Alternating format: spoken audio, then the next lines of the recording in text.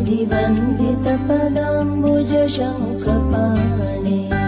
श्रीवत्सुदर्शन सुशोभित दिव्यहस्त कारुण्यसागर शरण्य सुपुण्यमूर्ते श्रीवेङ्कटेश मम देहि करावलम्बम् वेदान्तवेद्य भवसागर कर्णधार